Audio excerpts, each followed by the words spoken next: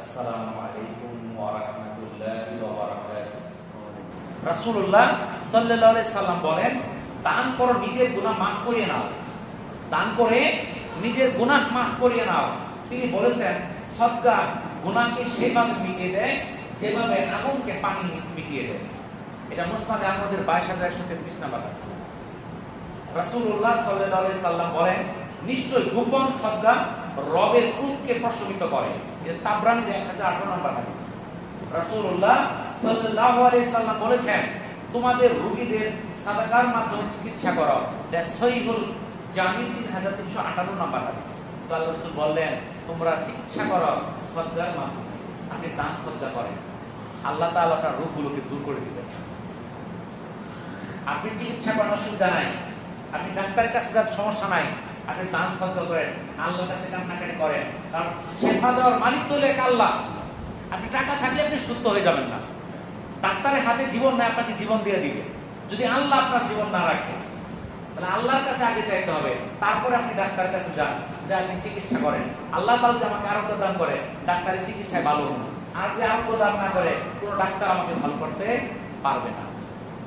জামিউস সগীরের 7984 নম্বর হাদিসে আল্লাহর রাসূল বলেন, দান 70 প্রকার বিপদকে প্রতিহত করে। কয় প্রকার?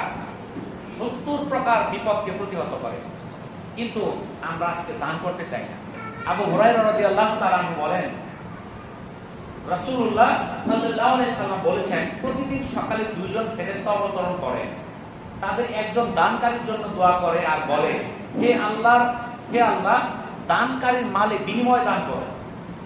আর দ্বিতীয়জন কৃপণের জন্য বদদোয়া করে, বলে, হে আল্লাহ, কৃপণের মালে ধ্বংস দাও।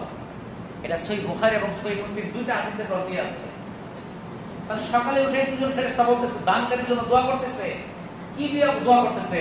হে আল্লাহ, তুমি তার দানের মধ্যে বরকত দাও, বিনিময় দাও। তাহলে দান করলে গরিব হবেন না, এটা নিশ্চিত, ফকির হবেন না। আর যে কৃপণতা করে, তার জন্য আল্লাহ তাআলার কাছে ফেরেশতারা বরদোয়া করে, তার মালের মধ্যে ধ্বংস দাও, ধ্বংস দাও। অনেকে এই যে চেষ্টা করতেছে, মাল তো আর বাড়ে না, খালি কমতেই আছে, কমতেই আছে, কমতেই আছে। এই কমার পিছনে কারণটা কি? আমার আমলের কারণে আমার উপর কি আসছে? বিভিন্ন বিপদ আপদ আসতেছে। জান্নাতে যাওয়ার মাধ্যমটা কি? রাসূলুল্লাহ সাল্লাল্লাহু আলাইহি সাল্লাম বলেছেন, যে ব্যক্তি আল্লাহর সন্তুষ্টি লাভের উদ্দেশ্যে মসজিদ নির্মাণ করে, আল্লাহ তাআলা তার জন্য জান্নাতে একটি ঘর নির্মাণ করে দিবেন। সুবহানাল্লাহ। এটা সহিহ বুখারী 450 এবং সহিহ মুসলিমের 533 নম্বর হাদিস। তাহলে এই যে আমরা প্রতিযোগিতা শুরু করছি, এই যে মসজিদ নির্মাণের জন্য আমরা সভা করলাম, অনেকেই শ্রম দিল। আল্লাহ তাআলা আমাদেরকে আমল করার তৌফিক দান করুন। আমিন। ওয়া আখিরু দাওয়ানা আলহামদুলিল্লাহি রাব্বিল আলামিন। আসসালামু আলাইকুম ওয়া রাহমাতুল্লাহি ওয়া বারাকাতুহু।